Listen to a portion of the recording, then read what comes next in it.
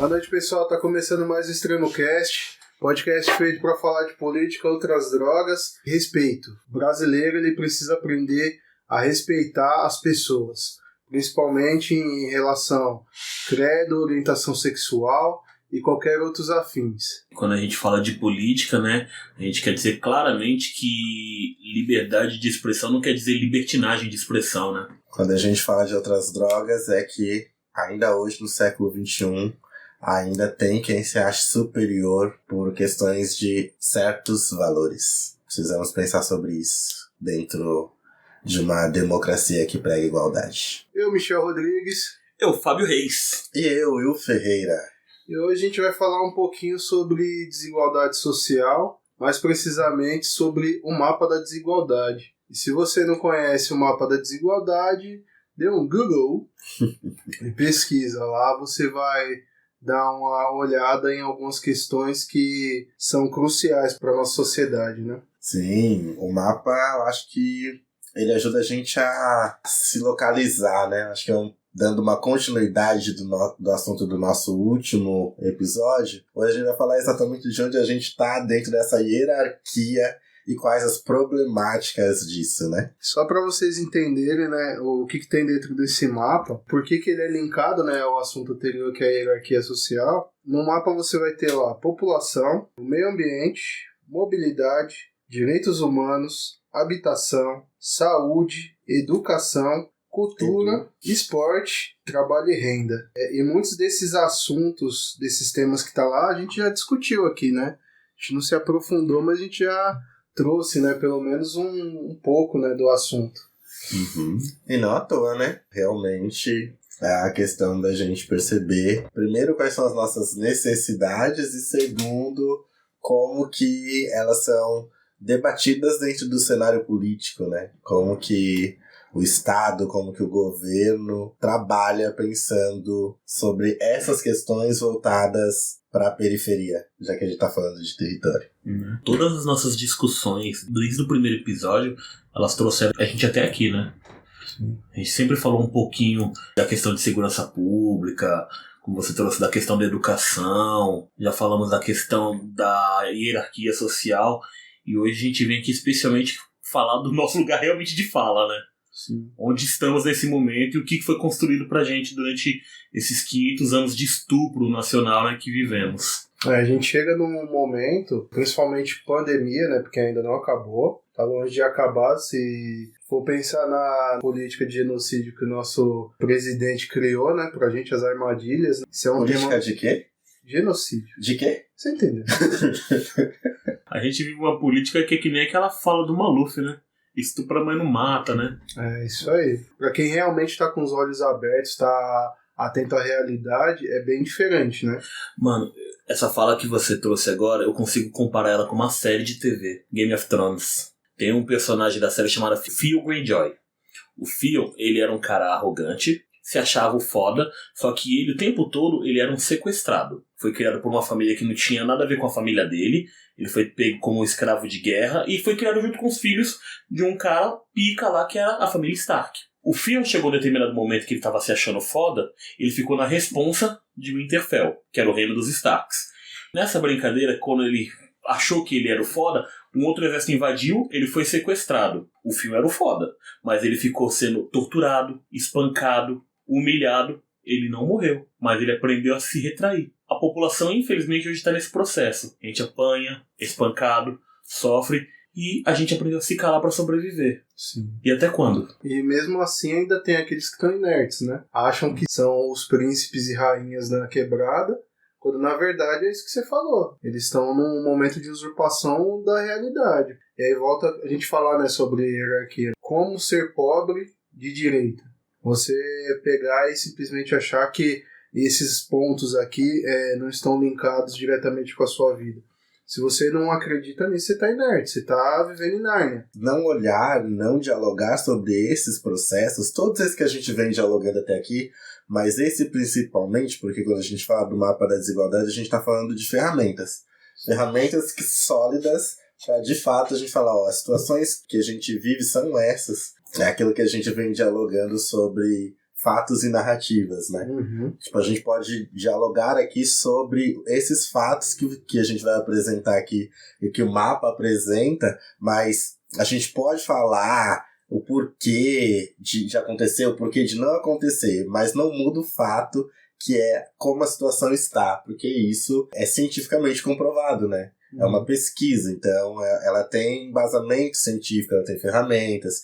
E isso é importante porque é daí que vão gerar políticas públicas, ou é aí que deveria gerar políticas públicas para o enfrentamento dessas coisas que a gente vai trazer aqui, né? Na verdade, dessas que o Michel trouxe. São feitas? Aí é uma outra discussão. Voltando, acho que o ponto de ligação desse episódio com o outro não existe naturalidade. Tudo é construção, inclusive esses lugares, né?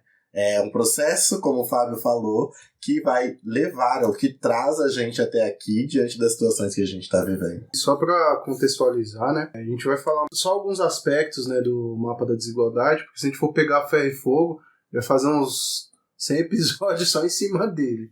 Porque é muita informação, e mesmo tendo essa questão científica, de pesquisa, com dados, fontes, ainda assim, ao meu ver, ainda não é 100% confiável, porque falta muita informação.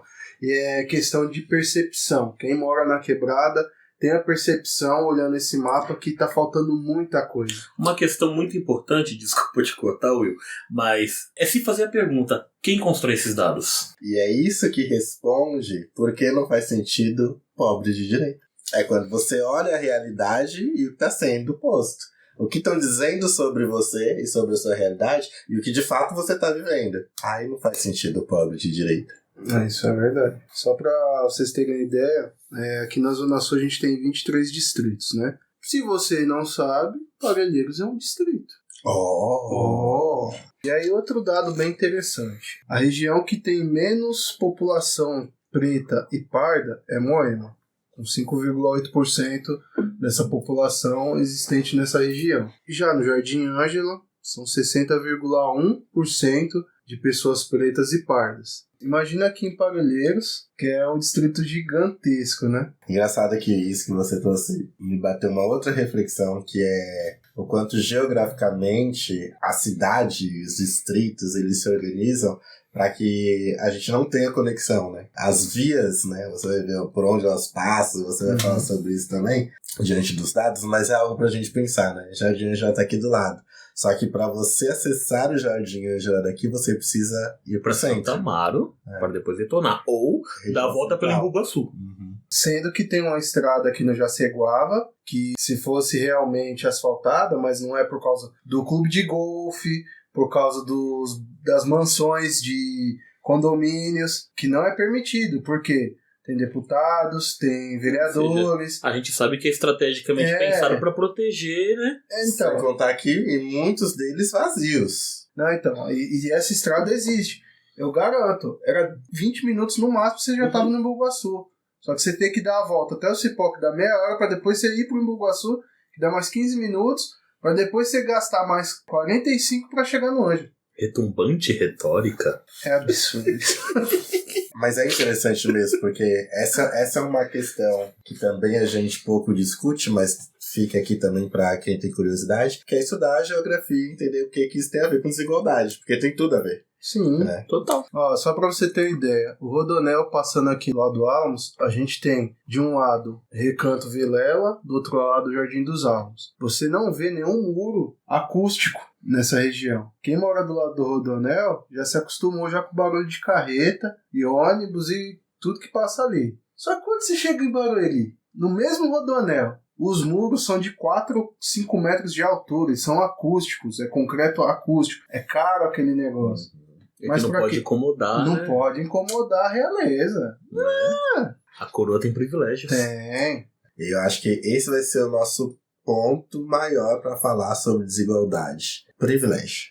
Porque a gente falou bastante sobre a questão financeira, que eu acho que quando a gente falou sobre hierarquia, porque de fato é o que vai dizer, Só que também a gente tá falando de acesso, né? E o que significa esse acesso? O que são esses privilégios? Aliás, o que significa enfrentar a desigualdade, né? Quem está disposto a enfrentar a desigualdade, melhor dizendo, dentro dessa lógica que a gente vive, é algo muito difícil, mano. É algo muito difícil.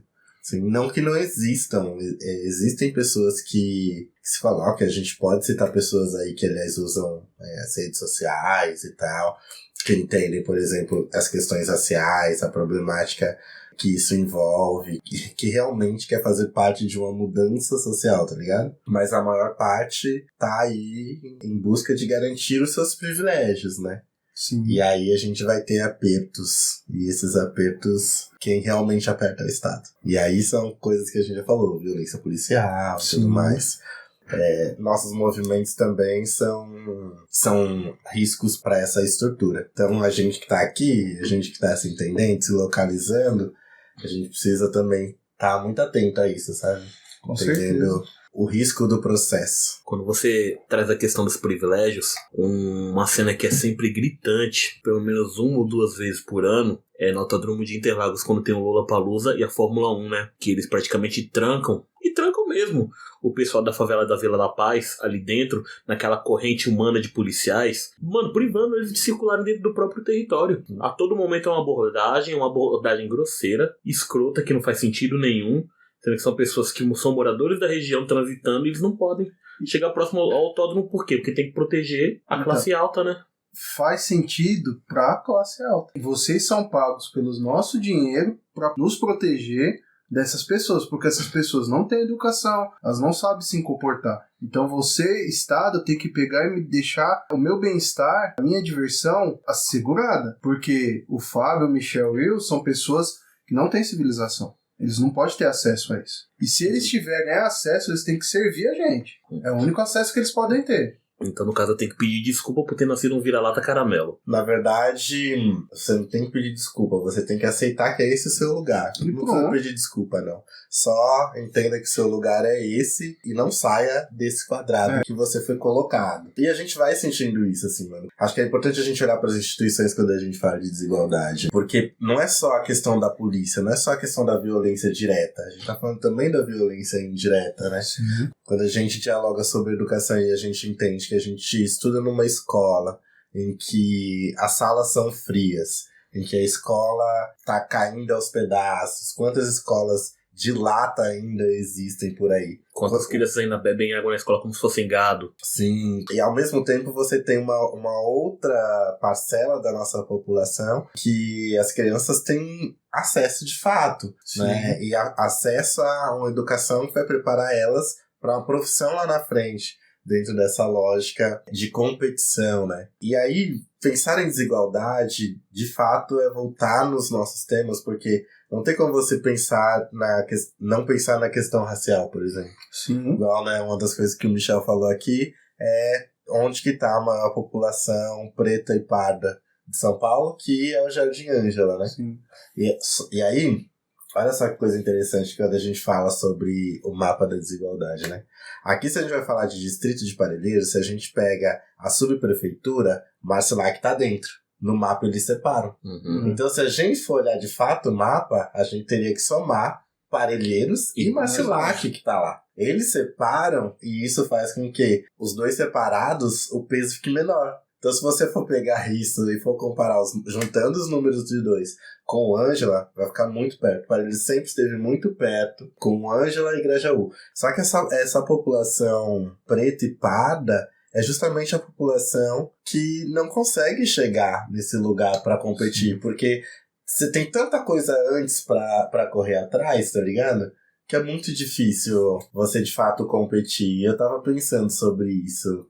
Infelizmente, é que nem a gente falou. Vamos pegar o exemplo de Moema. Um jovem nascido e criado em Moema. Quais são as chances dele estar em bons cargos profissionais e um jovem nascido e criado em Parelheiros? Quais são as chances? Só para você entender a corrida. Em Moema você tem as melhores universidades todas próximas. Se ele quiser ir na Universidade de São Francisco, se eu não me engano, ali no centro, ele está a 20 minutos. Se ele quiser para uma USP, ele está ali a 20, 30 minutos. Se ele quiser ir para qualquer universidade boa ali na região, ele está próximo. Um jovem nascido e criado em Parelheiros. A universidade mais próxima que ele tem, tirando a Unigraja, é a Estácio. E querendo ou não, uma das universidades mais acessíveis que hoje um pobre preto de periferia tem.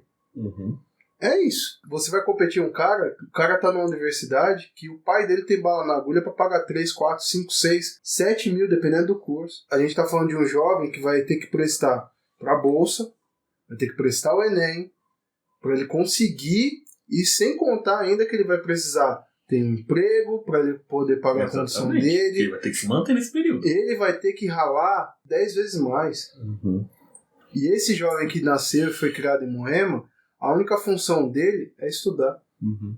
Porque o pai banca. Sim, e sem contar que também tem uma questão que a gente precisa pensar nesse processo, que é uma questão de tempo, espaço e memória, tá ligado? Você precisa de fato entender quais são os seus processos, né? O que você vai ter que passar e superar. Só que o tempo que você vai levar pra isso vai ser isso, 10, 20, 30 vezes maior. Porque primeiro você precisa se entender, depois você precisa correr atrás, que é isso, para pagar uma faculdade, se você for pagar uma faculdade particular que seja, você vai ter que trabalhar. E aí o tempo que você vai trabalhar para você poder se organizar, para poder fazer essa faculdade, o cara já tá lá na frente, você tá trabalhando para aquele cara. Que às vezes é mais novo que você, entendeu? Porque ele já tá lá na frente, na corrida, tá ligado? Você ainda precisa que, tipo, ele esteja em um lugar lá na frente para que ele consiga te arrumar uma vaga de emprego para você tentar sair desse lugar que te colocaram, né? Por isso que eu falo que é muito mais uma questão de, tipo, entenda que é esse o lugar e pronto, mano. A desigualdade, ela faz parte. Você faz parte dessa parcela. Aceita, sabe? Aceita, fica aí e é isso. Pra além disso, se você for prestar um vestibular, diante da educação, os cateamentos da educação, os problemas que a gente ainda tem, mano, você vai ter que fazer um cursinho pra vestibular depois, porque só a escola não vai dar conta de ajudar você a passar no vestibular. O que de fato é desigualdade é aquilo que a gente falou. A gente ficou tanto falando de prédio no último, né? Mas de fato é olhando pra realidade e não pensar que cada dia é um dia. Não, existe um contexto para as coisas estarem como elas estão. Em espaço e tempo, existe um rompimento de história, de memória, sabe? Porque o que dizem pra gente, historicamente, esquece o que passou, agora é daqui pra frente. Não é daqui pra frente, sabe? A gente precisa entender as questões do passado para fazer uma leitura real do presente para mudar o futuro. Sim. Sabe? E isso é memória. A primeira coisa que tiram da gente é isso. Separam nossa história, colocam ela fragmentada, não permitem que a gente acesse a história das nossas famílias, fazem com que a gente tenha um desligamento das nossas ancestralidades, ensinam pra gente que existe uma cultura superior, uma cultura inferior, que é isso que você tem que consumir, é isso que você tem que gostar, com essas pessoas que você tem que se relacionar, são esses os lugares que você precisa buscar. A gente precisa olhar pra trás pra entender, porque, por exemplo, eu tô falando das nossas ancestralidades, do passado, de entender que nós vivemos em um país em que ser preto já foi crime. Tudo que era entendido como de preto foi criminalizado. Samba, as religiões de matriz africana, a capoeira, e assim, isso esteve no Código Penal, entendeu? Eram manifestações que já foram vistas como terrorismo. Isso não é mimimi não, isso é história, tá? Não é pós-verdade, isso é história. Lembrando. Isso é um fato. Narrativa é outra coisa, isso é fato. Vai ver, Brasil. Olhando um pouco do mapa também, feminicídio, violência contra a mulher, violência contra a comunidade LGBT, todos esses contextos que a gente está falando aqui, de violência, eles não são registrados de maneira que nós que convivemos aqui na periferia, condizente com o que está lá no mapa. Por exemplo, aqui na região de Parelheiros, Marcilac, Grajaú e Jardim Ângela, lá não consta violência contra a mulher. E você não precisa ir muito longe para saber que existe violência contra a mulher nessas regiões. Às vezes você não precisa nem sair de casa para saber que tem. Então. E o que acontece? Sabe onde fica a delegacia mais próxima? Santo Amaro. Quando a gente fala de desigualdade, a gente está falando de uma questão de direitos, direito a tudo isso, segurança, saúde, educação, alimentação. E a questão é que muitas vezes o que chega aqui é de fato o resto do resto, tá ligado? São as migalhas do que o sistema quer entregar pra gente. Então, vale a pena você colocar a delegacia da mulher aqui em Parelheiros? Pra quê? se isso não faz barulho, por exemplo, na mídia? A mídia não vai cobrir, a não ser que seja quando chegar num crime que pra mídia vai fazer um barulho que vai dar audiência, eles vão vir. Mas pra olhar e de fato entender que aqui existe essa necessidade... Gente, a escola do Barragem queimou há anos e não foi reconstruída. Só tem uma escola lá. E nem vai ser, né? E nem vai ser. E olha o tamanho do Barragem, sabe? Vai adiantar? Não, porque pra eles é isso. Uma escola tá dando conta. E o que é dar conta? 50, 60 alunos dentro de uma sala? As pessoas que, por exemplo, não têm, e um dos dados que o Michel pegou aqui também do mapa é a questão de transporte. Então, tipo, as pessoas que moram lá, que precisam vir até o Colônia para estudar, até o Vargem Grande, até o Silveira, são situações em que essas pessoas se estudam à noite, por exemplo, para voltar para lá, a violência tá lá, mano, sabe? A chance de uma pessoa sofrer uma situação de violência nesse caminho é muito grande. Só que o Estado se isenta desse tipo de situação. Uma pessoa preta, ela tem a mesma capacidade que qualquer outra. Então, ela pode sim competir, ela pode chegar lá. A questão não é essa. A questão é que não foi o Estado que simplesmente sempre entendeu a gente no mesmo lugar. Agora ele entende a gente dentro da Constituição. Mas a gente tá falando que durante muitos anos, e se a gente for olhar ainda hoje, mas de forma diferente, diante da atualização da própria sociedade e tudo mais, sociedade de outras formas, mas durante muitos anos, os nossos não tiveram acesso, nem o voto, sabe? E a gente precisa conseguir enxergar e estar muito atento ao contexto político, porque, por exemplo, quando você vai ver uma declaração do ministro da Educação, e ele fala que a faculdade, sim, é para uma elite. São poucos os que fazem universidade. Universidade, na verdade, ela deveria ser para poucos, nesse sentido de ser útil à sociedade. Em uma sociedade cristã, em que o Deus é o dinheiro, é o individualismo que reina. E aí você está competindo, só que você não tem um olhar para pensar que essa hora de competição, ela pode funcionar? Até poderia. Mas não diante da forma e organização do nosso Estado. Porque a gente está falando de um Estado que ele trabalhou para prejudicar algumas pessoas. Então, é isso. O problema é que essas algumas pessoas são milhares. Né? Exato, a maior parte. Essas algumas pessoas nasceram com um alvo nas costas, né? Exato, Que é o que o Fabiano Contarato disse, né? Quando ele falou sobre minorias, que ele fala que não são minorias, são maiorias minorizadas. Que essa é a verdade, são maiorias, nós somos maioria. Só que, por exemplo, por que essa fala do ministro da Educação é problemática? Quando ele fala que a universidade é para uma elite, aí eu pergunto para você que tá ouvindo a gente, lá no Jardim Ângela, lá na cidade de Tiradentes, aqui em Parelheiros, no Grajaú, no Marcilac, você já viu elite em um desses lugares? A gente vê umas pessoas que acham que tem o rei na barriga que...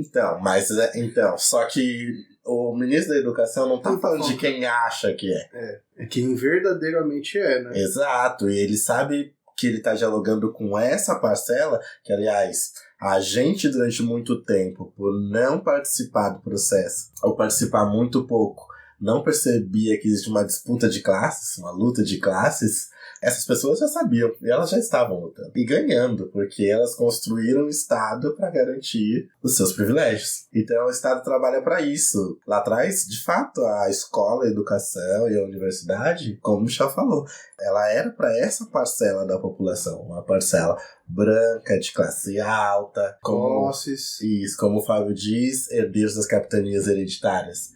Essa é a realidade, não tem nada desligado, tá tudo ligado. Só para citar como exemplo, essa semana na própria CPI, quinta-feira, dia 30, o depoente, ele deixou isso escancarado. Eu tenho uma família que tem dinheiro, que tem status, ou seja, ele deixa bem claro, senadores, vocês para mim são um bosta. Mesmo vocês aqui sendo autoridade, eu sou maior autoridade que vocês, porque eu tenho status, eu tenho dinheiro, eu faço o que eu quiser. Simples. Mas na hora que ele tomou uma encarcada, a chega a ficar amarelo, né? E tem pessoas que infelizmente vibram por aquele cara tá ali. Só que quando ele parar e pensar assim, porra, eu moro em 2 cômodos com um banheiro e levo 1 hora a 2 horas para chegar no centro. Eu vou antecipar a minha indicação do que eu tô assistindo, que é o documentário sobre a Segunda Guerra Mundial que tá no Netflix. Ele fala sobre todos os contextos, desde a guerra Alemanha, Europa, Estados Unidos, passa pelo Japão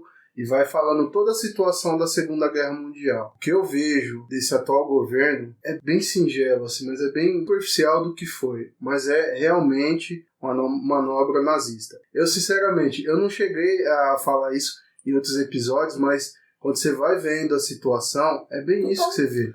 Uhum. Você tem um secretário da cultura com um quadro e a música que um dos nazistas fala. Uhum.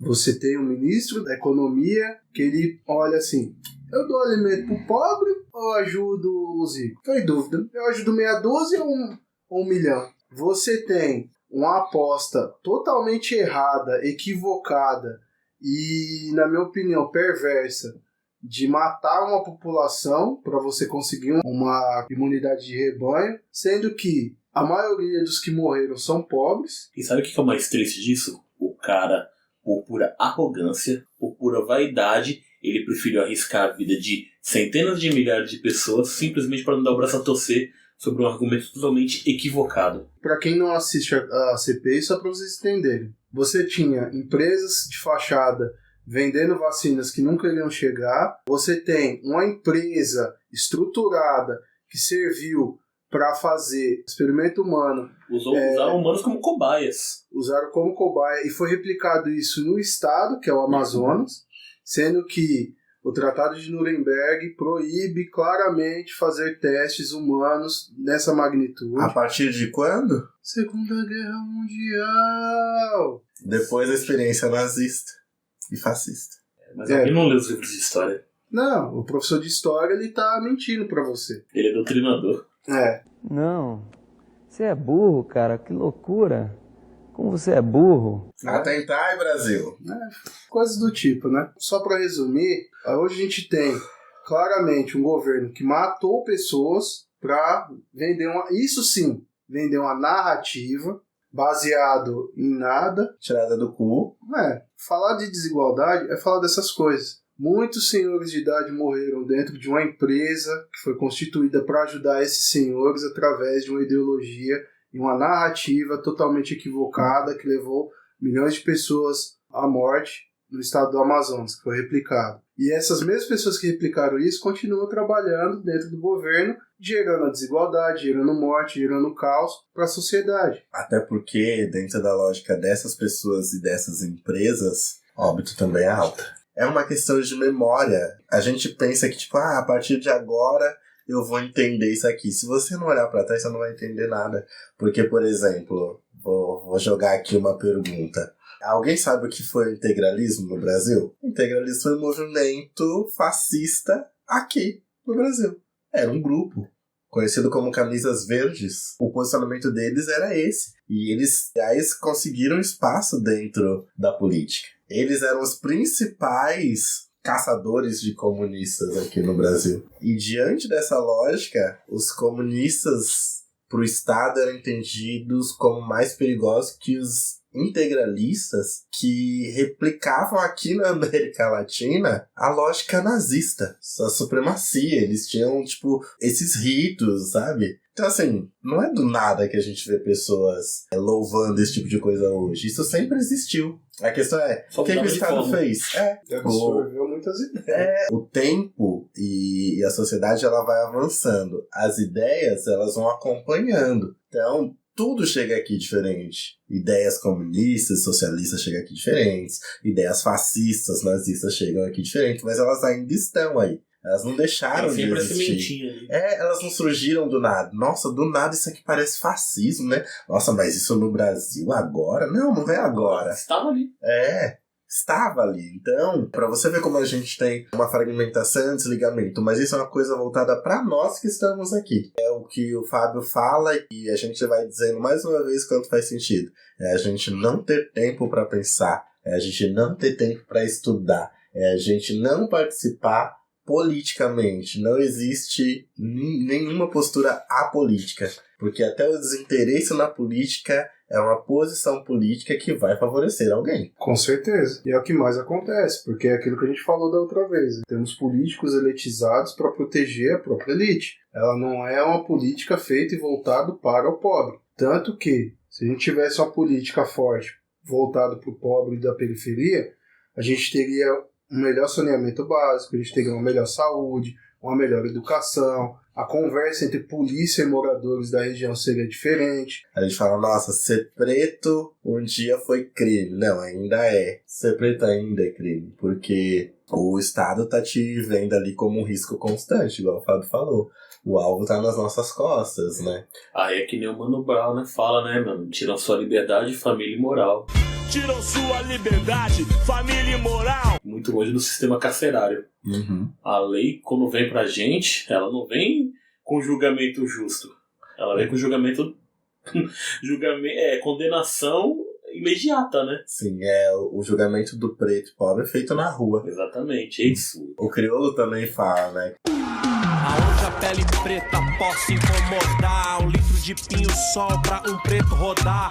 Existe todo um contexto de manobras do Estado para conservar. Acho que é legal usar essa palavra, porque também acho que é a oportunidade que a gente tem de, quando a gente está falando desses processos, de colocar algumas palavras em alguns contextos políticos, né? Então, são estratégias dessas pessoas de conservar as coisas como estão. Então, pouco movimento que se tem, por exemplo, para o enfrentamento da desigualdade, ele é um perigo diante da própria organização da pirâmide social. Então, você pega a ditadura militar, vamos falar da ditadura. A ditadura, ela foi um movimento justamente de congelar, no sentido de perceber alguns movimentos que seria de garantir alguns direitos que realmente moveria um pouco, ou balançaria um pouco essa pirâmide social. Então, se a gente está falando de minorias porque a gente está falando de pessoas que não têm acesso a direitos, então eram algumas propostas que estavam surgindo que, de fato, elas mexeriam com essa estrutura, mexeriam com essa balança. E a gente viu isso também mais pra frente. Então, quando a gente tem acesso à faculdade, eu tenho uma coisa que eu posso dizer e falar de mim, eu sei que o Fábio também pode falar, o Michel também pode falar. A gente que esteve na faculdade, a gente está aqui hoje fazendo esse podcast, a gente só consegue estar aqui para dialogar e entender isso porque a gente acessou esses espaços. Sim. Entendeu? Né? Só que... Contra tudo e contra todos. E não foi uma coisa fácil. Não. Foi uma coisa bonita. Nem o acesso, nem a permanência. E se você for ver hoje, a gente pegou uma fase que nos permitiu. Que para alguns ainda é possível, mas da forma que foi pra gente, não é mais. Não mesmo. A porta que estava aberta fechou. Fechou, e assim, e quem trabalhou para que essa porta fechasse? O Estado. É a mesma coisa que aconteceu na ditadura. Então, a ditadura, ela foi, tipo, os militares tomando o Estado diante do que eles chamaram de perigo comunista, mas não era perigo comunista. Era simplesmente o acesso a alguns direitos para as pessoas que estavam na miséria. Porque ali naquele momento a gente pode falar de miséria, apesar que hoje a gente pode falar também. Porque se você vê que existem pessoas pegando osso para ter o que comer, é disso que a gente tá falando. A gente tá falando de miséria. Tem uma coisa que vai acontecer em 2022, que acho que esse fenômeno acontece a cada 4 anos. Que não é a Copa do Mundo. Que não é só a Copa do Mundo, né? Que se chama eleições, né? A gente teve eleições municipais há 2 anos, teoricamente, né? E vamos ter agora para governadores, deputados estaduais, federais, senadores e presidência. Vamos pegar a questão de São Paulo. 30 anos nós somos governados pelo PSDB. PSDB que, na sua essência, ele é um partido elitizado. Que traz pouco benefício para o nosso estado. E adivinhem, Geraldo Alckmin está liderando as pesquisas. Por quê? Porque a elite, ela sempre vai querer dizer pra gente o que é melhor pra gente. Quando, na verdade, ela está fazendo o que é melhor pra ela. Sim. Faz aquilo que a gente falou lá atrás. Vamos ler os planos de governo. Vamos ver o que realmente faz sentido pra nossa sociedade. A gente já falou, a maioria aqui em São Paulo é pobre. Ninguém tem muitas posses. Aqueles que têm sua casa, que bom que tem sua casa, tem seu documento. Mas a grande maioria não tem nem isso. Será que esse governo do PSDB ele traz realmente alguma coisa de positivo pra gente, a não ser a segurança contra nós, né? Porque a polícia, quem manda é o Estado. Eles estruturaram bem, né? Então, assim, pense em políticas públicas que vai resolver a nossa situação. Não se apeguem a partidos, se apeguem a um planejamento que vai nos beneficiar, né? Só pegando o gancho e dando um recadinho pro grupo do professorado, né? Professores, pelo amor de Deus, né? Esse cara voltar de novo. E aí, gente? Vamos se unir, vamos pesquisar, vamos analisar as outras propostas. Vamos fugir um pouquinho dessa redoma que esse cara criou. Porque ele disse que vai voltar, ele quer voltar. É fato. Se o PSDB não abriu as portas pra ele, vai buscar outro partido. Mas ele quer voltar. E a gente vai voltar pra essa prisão novamente. Recadinho dado. Aí aqueles que são funcionários públicos, até dentro do governo do PSDB, são 50 anos sobre qualquer obra que o Geraldo Alckmin tocou aqui em São Paulo. Só pra você ter ideia. A gente tem problemas de corrupção na Dersa, na DER. A gente tem problemas de corrupção no Porto de Santos. A gente tem questões de roubo de merenda escolar. A gente tem questões de obras superfaturadas na saúde. E isso são coisas que o Ministério Público estava investigando. Porém, como ele tem o poder da caneta, ele acobertou. A gente tem questões, recentemente, da questão da aposentadoria dos servidores. Foi arrancado R$150 de alguns servidores sobre questão de salários. Então tudo isso são questões que você tem que estudar, tem que verificar. Eu sei que você não tem tempo que está nos escutando, mas o famoso Google, você está nas redes sociais vendo a moça rica no Instagram, dá um Google, vai ver o que está acontecendo no governo. Não se apeguem àquele teatrinho da propaganda eleitoral obrigatória, porque ali vocês vão ver o que eles querem mostrar. Vai mais a fundo. Pega o nome daquele candidato que você simpatizou e vai atrás da história dele. Vê o que ele já produziu ali dentro, o que não produziu também, sabe? É bem importante você analisar, escolher com um pouquinho mais de responsabilidade. Afinal de contas, uma escolha errada vai botar a gente mais ainda no buraco. Acho que para reforçar um pouco aqui, diante do que o Michel falou e do que o Fábio falou, apoie candidaturas periféricas. Não é fácil estar lá, mas uma coisa que é real existem pessoas que querem estar lá para fazer a diferença. Então, a gente também tem uma visão elitista da própria política. Então, você só pode olhar o PT, você só pode olhar o PSDB, você só pode olhar o Alckmin, o Lula, essas pessoas que têm um grande espaço na mídia e a gente entende que são para essas pessoas. Deixe um pouco de lado a oratória e pense de fato quem dialoga com você olhando nos seus olhos e que dialoga com aquilo que você vê como necessário para resolver os seus problemas, os problemas da sua comunidade, aquilo que você acredita. Pense assim, eu não tô lá, mas se eu estivesse, onde eu trabalharia e o que eu trabalharia?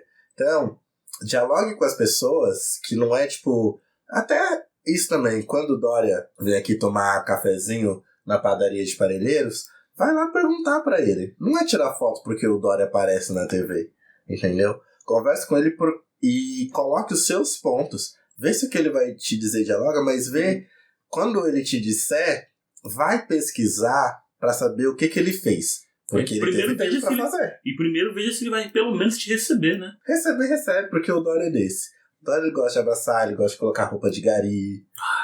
Sim. Entendeu? Então, assim, essas figuras... Nossa, apertada do cara, como diz o Michel. Essas figuras, elas buscam esse espaço. Mas, como eu disse, a gente está num processo também de virada. Nós tivemos, durante as últimas eleições, um número muito grande de candidaturas periféricas, de grupos de minorias. A gente estava falando aqui do Contarato, que foi uma das primeiras representatividades LGBTs lá dentro, e com a responsa e a forma, né, mano, que ele se coloca. A gente vai ter agora o início da CPI para averiguar a violência contra pessoas trans, que vai ser presidenciada por uma representatividade trans, que é a Erika Hilton, que também entrou lá nesse processo. Então, assim, são candidaturas pretas, de mulheres, de grupos periféricos, sabe? Essas pessoas estão lá querendo fazer a diferença e mudar, porque lá alguns estão jogando para os seus próprios interesses, mas também entender que todo mundo que está lá está buscando esses mesmos interesses é uma estratégia desse mesmo Estado conservador. Então, vamos ter um outro olhar. Eles entendem que a gente só enxerga eles lá. Então é hora da gente pensar diferente também e apoiar essas pessoas que querem fazer. Não é todo mundo que quer estar lá, não. Eu mesmo não quero. Mas é isso, pessoal. A gente tem que olhar sempre para aqueles que realmente vão e querem fazer a diferença para a sociedade. Não simplesmente ser um demagogo, ser mais um moralista de goela, como diz o Cirão da Massa. Colocar pessoas lá decentes, pessoas que realmente viveram na pele, que pegaram um ônibus lotado, que entende a dificuldade que é chegar no centro, que é pegar a fila de um posto para marcar um exame, chegar lá às 7 horas da manhã, ser atendido às 15 horas ou às 3 horas da tarde, isso quando é atendido. É você pegar uma fila da farmácia de alto custo. São essas pessoas que entendem o que você está passando. E eu digo isso porque é o que a gente aqui viveu. Então, tipo assim, vive. E vai viver, infelizmente, por muito tempo. Mas vamos olhar para essas pessoas. 2022, que nem eu falei, a gente já tá 1 de outubro. São Paulo, dia 1º de outubro de 1992, 8 horas da manhã. Aqui estou mais um dia, sob o olhar sanguinário do vigia. Então, assim, piscou o olho, a gente já tá em 2022. Fácil. A gente tem que pensar o que é melhor para a periferia e não o que é melhor porque a televisão diz, porque uma pesquisa fala. Porque o seu patrão, que estudou em faculdade, que tá lá, que tem um negócio dele, chega pra você e fala, não, ó, cheguei aqui, sou uma pessoa estudada, eu sei o que é melhor, vota nesse cara, né? Olhe pra sua realidade. É isso que vai fazer a diferença na hora de você colocar lá. E, aliás, é um desafio que eu faço pra todo mundo que tá ouvindo aqui, pensar até lá em 2022. Você sabe em quem você votou nas últimas eleições? Em todos? Sabe quais deles assumiram ou não? E o que os que assumiram estão fazendo? Se você não sabe, tenta lembrar até lá. Se você lembrar de alguns, vai procurar saber o que eles estão fazendo. E se não, se você não lembrar até 2022, quando chegar lá, tenha essa consciência a partir daí. Vamos pro momento Ana Maria Braga. Então, Momento Ana Maria Braga. É o seguinte, ao menor sinal de desinteresse, retribua e suma, tá? Eu preparei aqui uma coisa bem curta, mas eu acho que tem muito a ver com o que a gente discutiu e com o que a gente vem discutindo, que é uma frase do Gerald Ford, que diz assim: um governo grande o suficiente para dar tudo o que você quer é forte o suficiente para tomar tudo o que você tem. Essa é a reflexão. Bora para indicações? Não, então chama a vinheta aí, gente.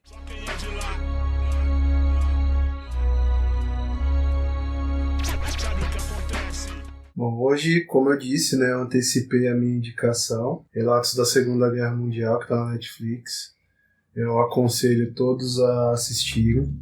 Você tem ali alguns detalhes, tem alguns vídeos que foram resgatados da época da Segunda Guerra Mundial, eles foram feito um tratamento, então você tem eles já coloridos, então eu aconselho vocês.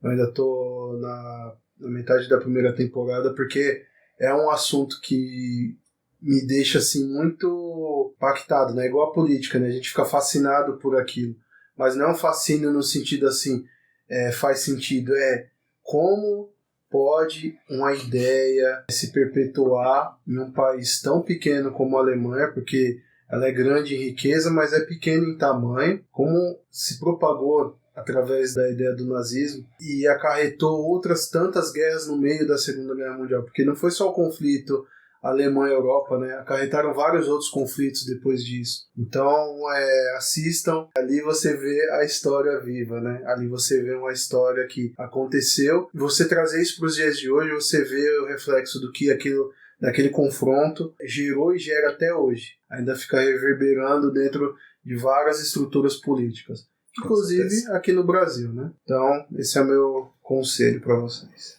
Bom, eu vou indicar hoje um canal no YouTube. E é um canal que eu acompanho há bastante tempo. E o que eu acho mais louco desse canal é que eu acho que ele dialoga com uma outra parcela da população que é interessante de trazer para esses debates, principalmente para esses debates sociais, essas discussões e tal. Para mim acaba sendo engraçado acompanhar esse canal, porque eles têm uma postura muito hétero branco de classe média.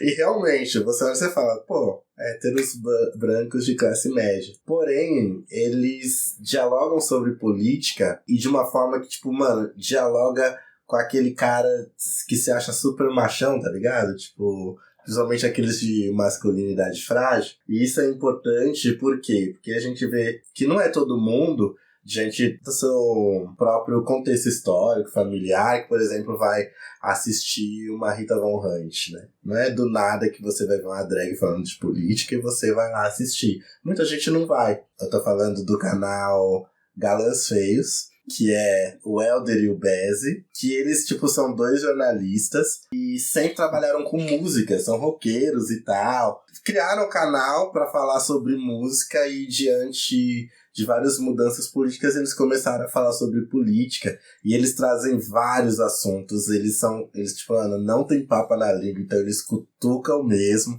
Aliás, eles também fazem a cobertura da CPI. Eu prefiro assistir pelo Meteoro, mas eu sei que eles também fazem a cobertura da CPI. Sempre estão falando sobre assuntos que são pertinentes, e o que eu acho mais legal deles são 2 homens brancos que entendem o seu lugar, e a gente tá falando de privilégios, usam desse lugar que eles têm pra ser uma luta contra essa desigualdade, tá ligado? Se colocam, sabem dos privilégios que têm, falam sobre as questões raciais, entendem o que é lugar de fala, de que lugar que eles partem, e estão aí propondo a fazer a diferença e dialogar, aliás, com muitos caras aí que tem a masculinidade frágil, vai ajudar bastante você a abrir e abrindo o seu olhar, assim. Eles fazem umas piadas de hétero bem sem graça, é legal acompanhar. Galãs Feios. Além do YouTube, estamos presentes também no Twitter, no Facebook e no Instagram. Sigam a gente lá. E para todos aqueles que ainda acham que o Brasil mudou para melhor, só temos uma coisa para te dizer: não passarão. Então essa é a minha dica aí para quem quer também dialogar um pouco sobre política, ou começar a dialogar sobre política e dar risada no meio do caminho. Eu recomendo também, é muito bom. Tô risado, gostou. Bem, como vocês trouxeram 2 indicações dialogando com a política e com a construção da política durante anos aí, eu vou trazer uma coisa totalmente oposta. É uma série que eu tô assistindo, eu já tô na 3ª temporada, isso eu comecei no domingo.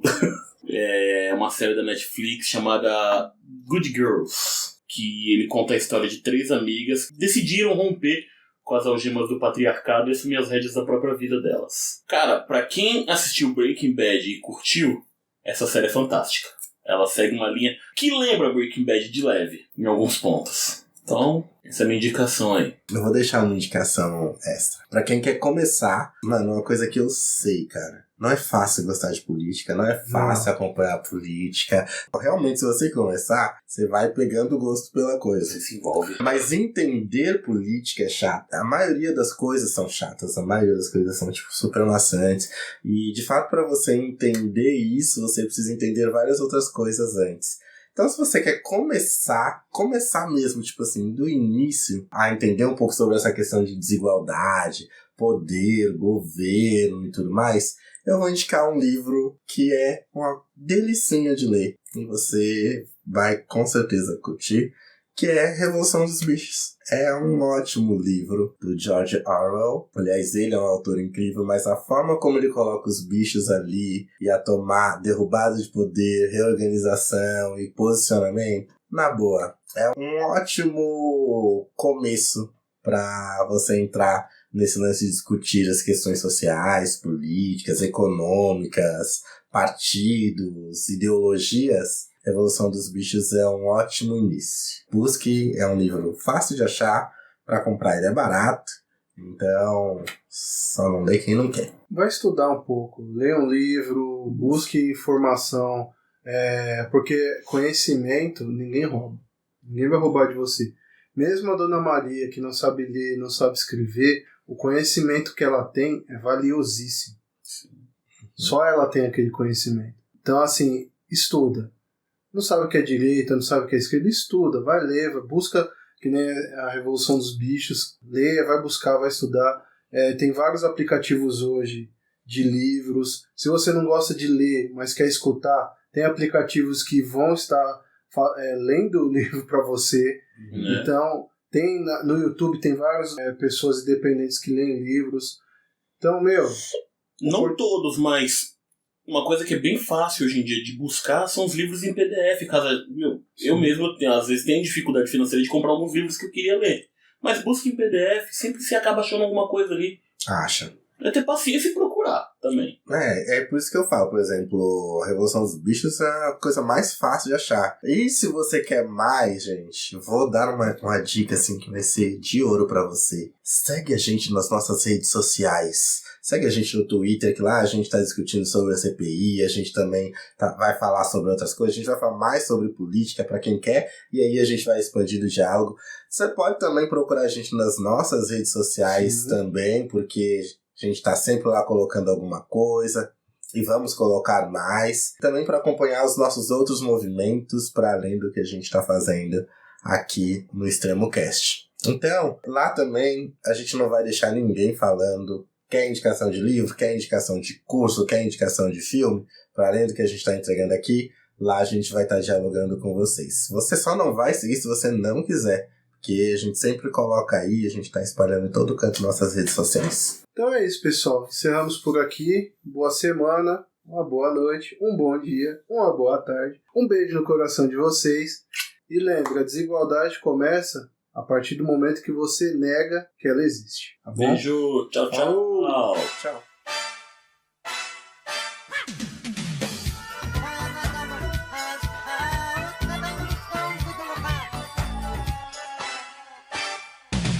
Venha correndo, tá quase na hora. Vem de motinha, hoje você não pode perder. Até o Flávio tá lá. Prevaricar é o seu poder. Eu não tive nada a ver com isso. Trouxe cloroquina aqui pra você. A indústria da maconha, foca e preço já. Terrível é.